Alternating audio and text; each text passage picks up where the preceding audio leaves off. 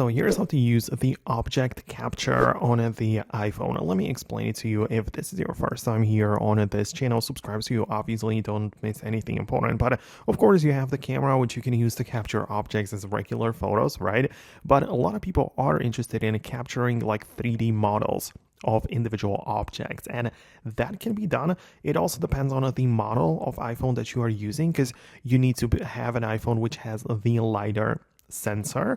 So not every single model has that. Usually the pro models have it, and it's like this like ring or circle next to the cameras, and it can capture like the distance between each point of the object, right? And you can then use different software or different apps. For example, the most popular I know is one called Polycam, and you can basically just move around the subject, and using the LiDAR sensor you'll be able to capture the dimensions, and it also uses the camera so you can actually get like a photorealistic version of it.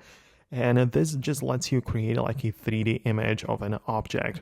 So you can then like export it in the different formats, which you can use like in a different 3D editors, perhaps on your computer, or depends on what you want to do with it. But you know, this would be the most common way how people use it on the iPhone. Of course, it's not going to be perfect, and you have to be like very precise with it, because you can end up with like very distorted shots if you don't do it properly. But yeah, we have the option to go for it. So let me know in the comments below if you found what you needed. Hit the thumbs up and subscribe for more, and I'll talk to you later in the upcoming videos as well.